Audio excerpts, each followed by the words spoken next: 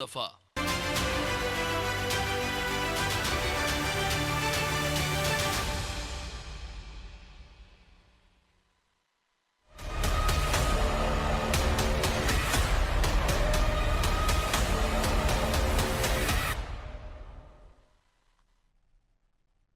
नमस्कार, मैं हूं मनोज वर्मा और आप देख रहे हैं अटेंशन। और आज अटेंशन में बात करेंगे परिक्रमा नहीं परफॉर्मेंस चलेगा। जी हाँ, बीजेपी के नए कप्तान हेमंत खंडेलवाल ने फिर से कार्यकर्ताओं को नसीहत दी है। इस बार उन्होंने कहा कि होर्डिंग पर बड़े फोटो से पद नहीं मिलेगा, संगठन के लिए काम करना होगा। यानी संदेश साफ है कि बड़े नेताओं की परिक्रमा करने से अब कुछ नहीं होने वाला। जिसकी परफॉर्मेंस अच्छी होगी उसको पद मिलेगा। इधर खंडेलवाल की नसीहत पर कांग्रेस तंज कस रही है, लेकिन सवाल ये है कि क्या खंडेलवाल कार्यकर्ताओं को नसीहत देकर बड़े नेताओं को भी कोई संदेश दे रहे हैं, और क्या बीजेपी में बड़े पद पाने के लिए चापलूसी बढ़ गई है? आज चर्चा इन्हीं सवालों के आसपास, लेकिन पहले रिपोर्ट देखिए।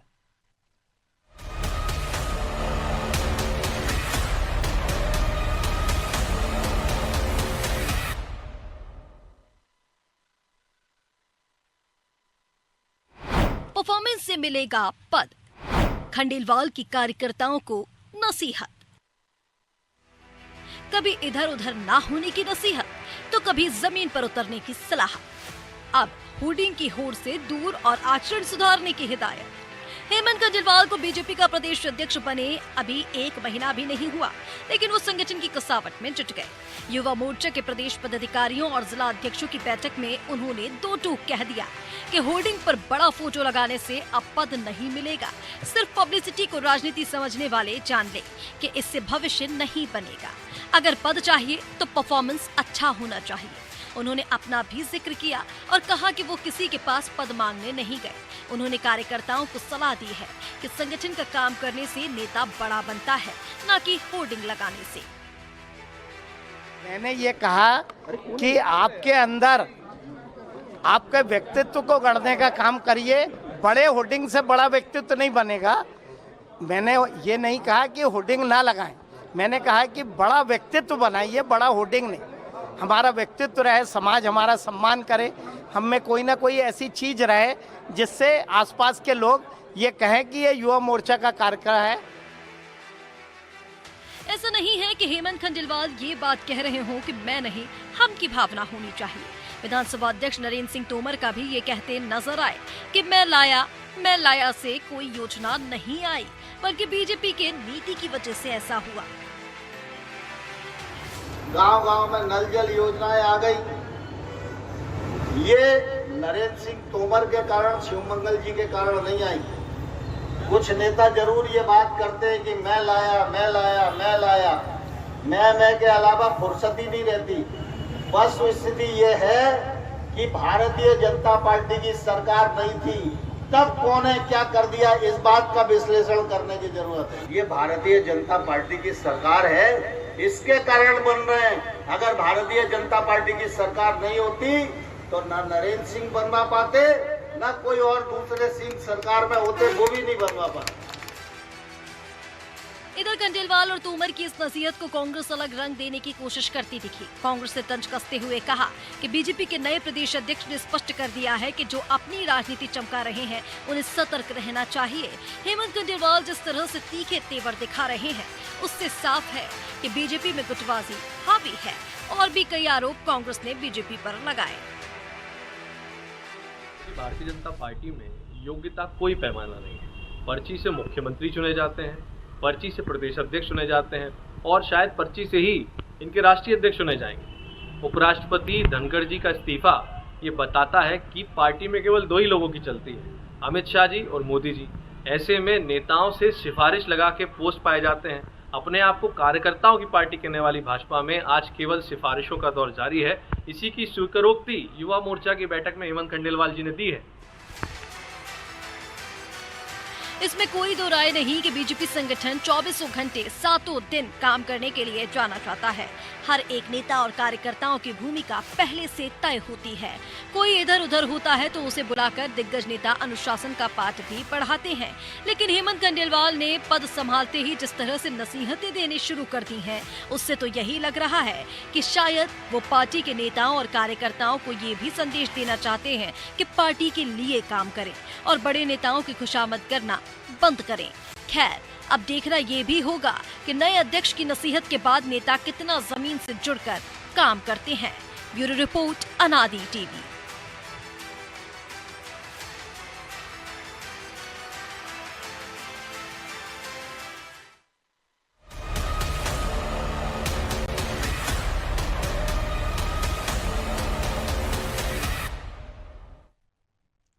तो इसी पर चर्चा करने के लिए हमारे साथ जुड़ गए वरिष्ठ पत्रकार चैतन्य भट्ट और हमारे सहयोगी प्रभु पटेरिया और ब्रजेश चौक से। बहुत स्वागत है चैतन्य जी आपका अनादि टीवी में। और नए अध्यक्ष को ये नई नसीहत देने की जरूरत क्यों पड़ी? या तो कि पिछले जो कार्यकाल था या पिछले अध्यक्ष के कार्यकाल में पार्टी में सब कुछ सही नहीं चल रहा था, या नए अध्यक्ष नई परिपाटी शुरू करना चाह रहा है। हालांकि जो नया अध्यक्ष आता है वो नई बात करता ही है कि संगठन को कैसे चलना चाहिए, कैसे गढ़ना चाहिए, कैसे आगे बढ़ना चाहिए, लेकिन थोड़े समय बाद फिर उसी रूटीन पे संगठन चलने लग जाता है। देखिए मनोज जी, भाषण देना, शिक्षा देना ये बड़ा आसान काम है, लेकिन उसको अमली जामा पहनाना बड़ा कठिन काम होता है, विशेषकर पॉलिटिकल पार्टी के लिए। हेमंत खंडेलवाल जी कह रहे हैं कि आप बड़ी होर्डिंग मत लगाओ और अपना व्यक्तित्व बड़ा करो। ये तो सबको मालूम है कि व्यक्तित्व बड़ा होगा तभी हमारा आगे काम बन पाएगा। लेकिन होर्डिंग का जो फैशन चला है आजकल राजनीति में, अभी हमारे 19 तारीख को खंडेलवाल जी जबलपुर आए थे, मेरे ख्याल से कम 2000 होर्डिंग लगे होंगे उनके स्वागत में, और बड़ी बड़ी फूल मालाएं, जो 100 किलो की फूल मालाएं थी, और उसके बुलडोजर की मदद से उनके गले में डाला गया। तो ये सब चीजें तो हैं। अगर उनको इसी बात से अगर किसी प्रकार का कोई ऐतराज होता तो वो पहले ही से कह सकते थे कि भाई देखिए मैं आ रहा हूँ जबलपुर, लेकिन आप लोग इस तरह का नहीं, वैसे उन्होंने कहा कि होर्डिंग से परहेज नहीं है, लेकिन केवल होर्डिंग बना के बड़े मत बनिए। वही है ना भाई, देखिए होर्डिंग से परहेज नहीं, इसका क्या मतलब है कि आप भी चाहते हो कि हमारी होर्डिंग लगे, हमारी फोटो लगे बड़ी बड़ी तमाम शहरों में हम जहाँ भी जा रहे हैं। तो ये तो एक परंपरा है, आज की नहीं, ये बरसों की परंपरा है कि जब भी कोई बड़ा नेता आता है तो उसके जो समर्थक है या पार्टी के लोग हैं वो पूरे शहर को पाट देते हैं। उनको इससे मतलब नहीं है कि इसके लोगों को क्या तकलीफ हो रही है, कि नहीं हो रही है, वो पूरा शहर पाट देते हैं इस तरह के। अब रहा सवाल संगठन का, तो देखिए ये तो अभी आपको नरेंद्र सिंह तोमर के बयान से ही समझ में आ गया कि भारतीय जनता पार्टी में ठीक ठाक नहीं चल रहा। वहाँ भी दो दिग्गजों की लड़ाई है, चाहे वो सिंधिया जी हो या आपके नरेंद्र सिंह तोमर। नए की बात वो कर रहे थे, इसका इशारा सीधा सीधा उनका जो था वो सिंधिया जी की तरफ है। तो ऐसा नहीं है कि वहाँ भी कोई गुटबाजी की कमी है, लेकिन यह है कि बहुत कम मामलों में वो गुटबाजी सार्वजनिक होती है। अब हेमंत खंडेलवाल जी नए अध्यक्ष बने हैं, उनका कहना है कि परिक्रमा नहीं, परफॉर्मेंस चाहिए, लेकिन मुझे लगता है कि किसी भी पॉलिटिकल पार्टी में बिना परिक्रमा के आप कोई पद नहीं पाते। जब तक आप लोगों की परिक्रमा नहीं करोगे, जब आप परिक्रमा करते हो तो कहीं ना कहीं साफ कॉर्नर नेता के मन में आपके प्रति हो जाता है। लेकिन राजनीतिक दलों में तो परिक्रमा तो हजारों लोग करते हैं, पद तो गिनती के बीजेपी में। कांग्रेस जैसा तो ये नहीं, 500 उपाध्यक्ष बना दिए, 1000 महासचिव बना दिए, 300 प्रवक्ता बना दिए। जितनी ज्यादा परिक्रमा जो कर लेता है वो पद पा लेता है।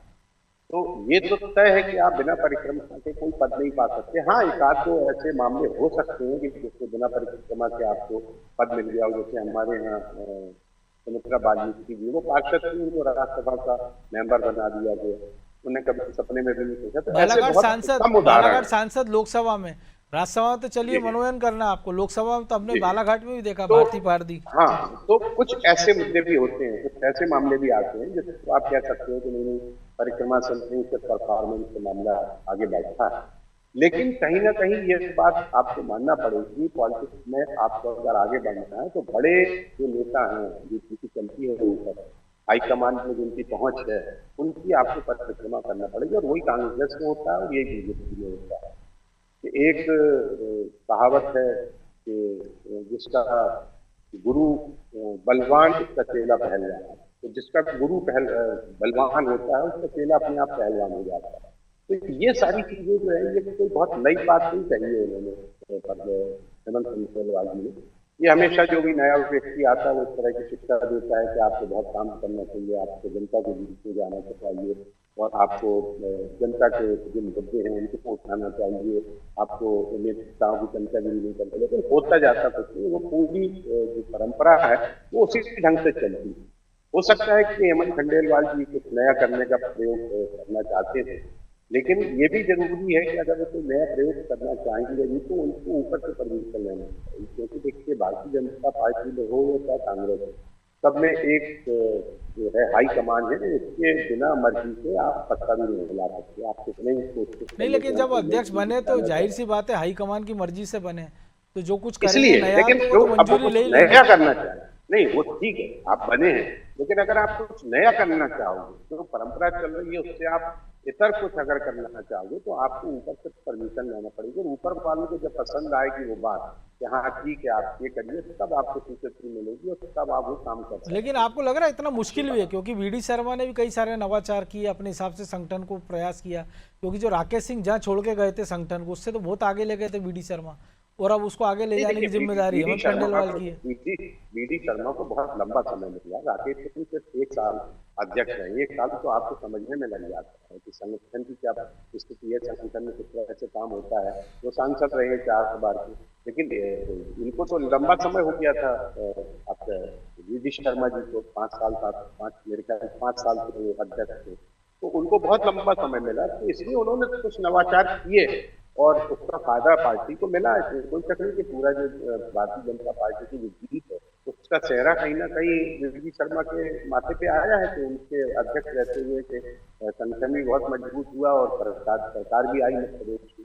तो ये सारी चीजें हैं, इसमें कोई संदेह की बात नहीं कि अगर हेमंत खंडेलवाल जी कुछ ऐसी बात कर रहे हैं जो थोड़ा अलग हटके है, अभी तक की परंपरा से थोड़ा अलग हटके है, तो हो सकता है कि उनको ऊपर से इस तरह की बात कही गई है कि आप इस तरह का बयान दें और जो चमचागिरी करके या अपना होर्डिंग लगवाते या लोगों के पास जा जाके अपनी बात कहते हैं उनसे छुटकारा पाए। क्योंकि इसमें तो कोई संदेह नहीं कि भारतीय जनता पार्टी नया प्रयोग करती है, क्योंकि जो अध्यक्ष है तो वो अपनी बात तो कहेगा ना कि उसके मन में क्या विजन। प्रभु जी आप कैसे देखते हैं? क्योंकि होर्डिंग की बात है, थोड़ा सा अंतर से प्रभात झा ने भी कही थी कि बड़े बड़े होर्डिंग ना लगाइए, उन्होंने पर्यावरण से जोड़ दिया था उसको। लेकिन अब ये नई बात है, क्योंकि पहले दिन वो कहते हैं कि जो संगठन से दाएं बाएं होगा उसको देख लिया जाएगा, मतलब उसको किनारे कर दिया जाएगा। फिर अब उन्होंने कहा था कि जो लोग भोपाल में परिक्रमा करते हैं, जिलों में नहीं जाते हैं, वो जिलों में दिखाई देना चाहिए, भोपाल ना है। और अब ये जो ताज़ा बयान है, देखिए मनोज जी, हेमंत खंडेलवाल बेसिकली संगठन के आदमी हैं, संगठन की उनको समझ है, उन्होंने पर्दे के पीछे काम किया है संगठन में। उनके पिताजी भी कोषाध्यक्ष रहे पार्टी के लंबे समय तक, तो उनने भी बहुत सारा काम किया, तो उनको बचपन से वो देखते आए हैं कि संगठन का काम क्या होता है। तो जो कुछ भी कह रहे हैं वो संगठन के लिहाज से नसीहत दे रहे हैं, वो बिल्कुल सही कह रहे हैं। हेमंत खंडेलवाल अपने अध्यक्ष बनने के लिए कहीं लॉबिंग करने तो नहीं गए, ऐसा कहीं सुनाई नहीं दिया लॉबिंग करने गए। जो लोग लॉबिंग खुलासा किया कि नाम चला तो भोपाल आना बंद कर दिया। जो लोग लॉबिंग करने गए थे उनमें से किसी को नंबर नहीं लगा, लेकिन हेमंत खंडेलवाल को अध्यक्ष बनाया पार्टी ने। तो यदि उनमें कुछ क्वालिटी थी शायद वही देख के बनाया। यदि ये कहें कि मुझे बना दें तो मुझे क्यों बनाएगी पार्टी, परफॉर्मेंस देख के बनाएगी ना। उन्होंने संगठन में उन्होंने काम किया, लंबे समय तक काम किया, कोषाध्यक्ष रहे, विभिन्न पदों पर रहे, पार्टी के चुनाव प्रबंधन का काम किया उन्होंने, लोकसभा चुनाव का पूरा प्रबंधन का काम उनके पास था प्रदेश का। तो इस तरीके से बहुत सारे काम उन्होंने करके अपनी योग्यता साबित की है, और वही उनका अनुभव यहाँ पर बोल रहा है। वो होर्डिंग लगाने से मना नहीं कर रहे हैं किसी को, स्पष्ट भी कर रहे हैं कि होर्डिंग तो आज के समय की राजनीति की मजबूरी है, होर्डिंग लगाना, पहचान ही वहीं से होती है नेताओं की। लेकिन वो ये कह रहे हैं कि होर्डिंग लगाने से आपको कोई पद मिल जाएगा, ये बीजेपी में नहीं होता है, और बिल्कुल सही बात है। हेमंत खंडेलवाल यदि सिर्फ होर्डिंग ही पाट देते पूरे भोपाल से लेकर दिल्ली तक, तो क्या वो अध्यक्ष बन जाते? उन्होंने काम किया है पहले इतने सालों तक पार्टी के लिए, उसके आधार पर पार्टी ने निर्णय लिया।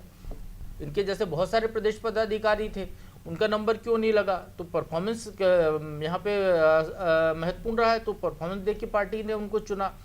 तो इस तरीके की बातें वो जो कर रहे हैं वो अपने अनुभव से कर रहे हैं और पार्टी के हित की बातें कर रहे हैं। अब जो पहली बात उन्होंने कही थी अपने अध्यक्ष बनते ही साथ, तो चूंकि वो बहुत सीधे सज्जन व्यक्ति माने जाते थे, अभी आपने भी उनको पहले कार्यालय में टहलते हुए दिख जाते होंगे अध्यक्ष बनने के पहले, सहज लोगों से मेल मुलाकात कार्यकर्ताओं की। तो अब जब अध्यक्ष की गरिमा के हिसाब से, तो उनको फिर डेकोरम के हिसाब से वो संदेश देना था कि भाई पार्टी लाइन से जो इधर उधर जाएगा वो दिक्कत में आएगा, कि हर पार्टी का होता है अनुशासन जो तोड़ता है पार्टी उस पर कार्रवाई करती है, चाहे बीजेपी हो, कांग्रेस हो, समाजवादी पार्टी हो, इतर कोई भी पार्टी हो। बिना अनुशासन कोई अब दिग्विजय सिंह के भाई लक्ष्मण सिंह ने अनुशासन की एक सीमा लांघी, पार्टी ने उनको निकाल के बाहर कर दिया।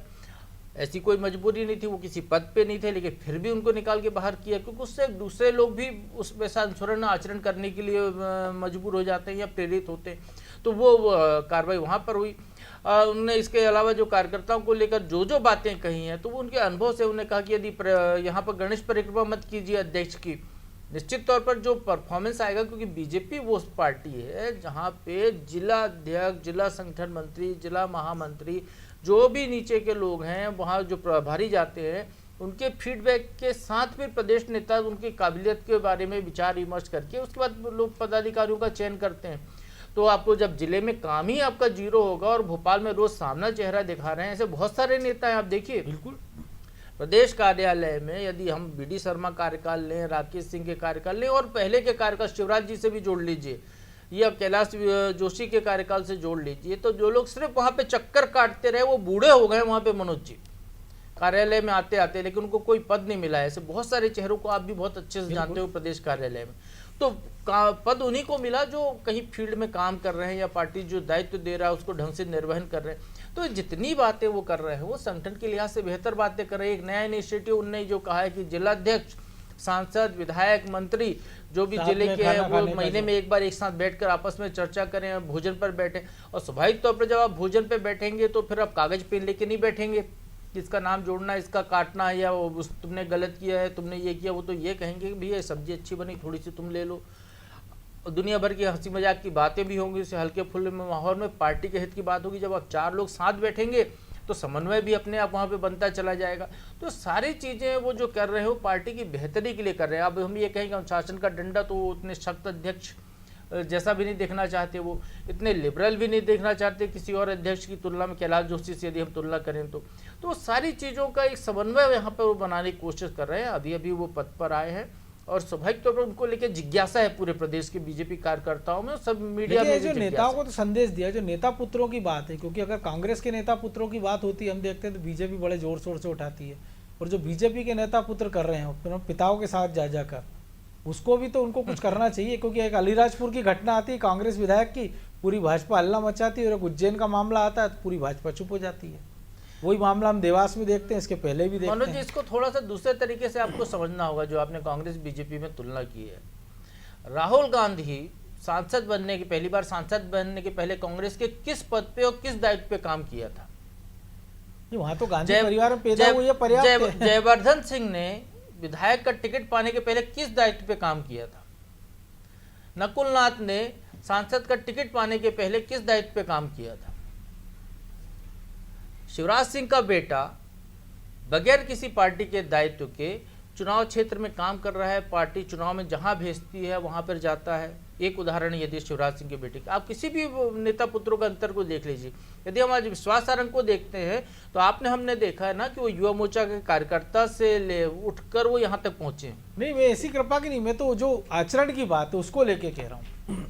तो निश्चित, तो जब आप पार्टी के नीति में नीचे से इन्वॉल्व होंगे, उन चीज़ों को समझेंगे, तो आपका आचरण भी वैसे ही रहेगा, आपका आचरण भी पार्टी लाइन पे रहेगा। और जब चीज़ों को नहीं समझेंगे आप तो आपका आचरण खराब होगा, फिर वो आप तो अपने आप को जो समझेंगे कि हिटलर की संतान है आप। यानी फिर ये ध्यान रखना पड़ेगा नए अध्यक्ष को कि जो आयातित लोग आ रहे हैं वो किस मात्रा में आना चाहिए और किस स्तर के लोग आना चाहिए, कम से कम इसको भी उनको कम से कम ध्यान रखना पड़ेगा। मुझे लगता है आयातित वाला काम खत्म हो गया मनोज जी। नहीं, जो आ चुके हैं उनको भी सुधारना ही पड़ेगा। जो आ चुके हैं, आप देख लीजिए, सिंधिया के साथ 28 विधायक आए थे। आज सरकार में मंत्री कितने हैं?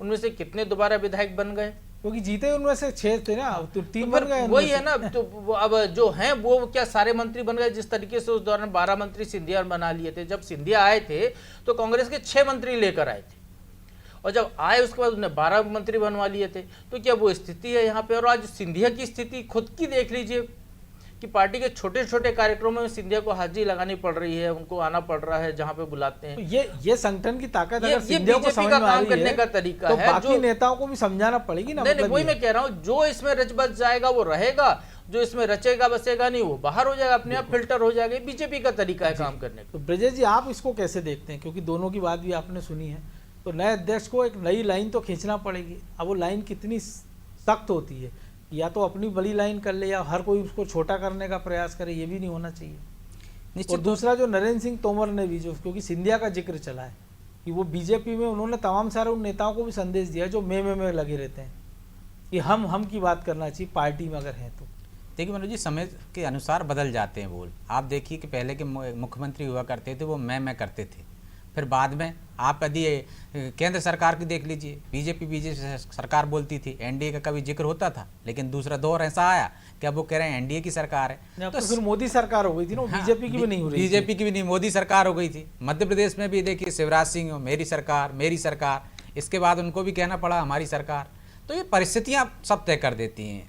हो सकता है सिंधिया को अभी रच बचने में थोड़ा और कमी रह गई हो कि इस वजह से तंज कसा हो या ये गुटबाजी का परिणाम हो, लेकिन सीधा नाम नहीं लिया उन्होंने। बहुत सारे उदाहरण भी दिए थे नरेंद्र सिंह तोमर ने। उन्होंने कहा था कि देखिए ये काम कर रही मैं नहीं कर रहा हूँ, या जो विधायक बैठे थे वो नहीं कर रहे हैं, हम दोनों नहीं कर रहे हैं, ये बीजेपी की सरकार कर रही, केंद्र मोदी सरकार। लेकिन ऐसा हम पहले देखते थे कि नई बहू को डांटना हो तो बेटी को फटकार लगाते, अब तो बहू नई रही नहीं है ना। हाँ, कहीं पे निगाहें, कहीं पे निशाना हो सकता है, तो बहू जो है वो तो बच्चों के साथ आई है दहेज में, तो सबके साथ था वो कि ये सारा हो सकता है जो भट्ट साहब कह रहे हैं वही है सारा भी एक तरह से। लेकिन उन्होंने कहा कि भाई बीजेपी सरकार कर रही है, तो परिस्थिति के अनुसार हो सकता है उसमें भी बदलाव हो जाए। तो यही संदेश घुमा फिरा के शायद खंडेलवाल जी भी दे रहे हैं। खंडेलवाल जी भी वही संदेश दे रहे हैं। और देखिए पार्टी में हमने देखा है, बीजेपी में कोई भी अध्यक्ष जाए आप उससे बाहर नहीं जा सकते हो मनोज जी, आपको पार्टी लाइन में ही चलना पड़ेगा। पार्टी की एक व्यवस्था है, उस व्यवस्था में सबको ढलना पड़ता है। अध्यक्ष तो एक उसका पद होता है, उस अध्यक्ष को ऐसा नहीं है कि कोई कमजोर अध्यक्ष बन गया। आप देखिए जब बीडी शर्मा बने थे सबसे युवा बने थे, ऐसे बड़े बड़े नेता हैं,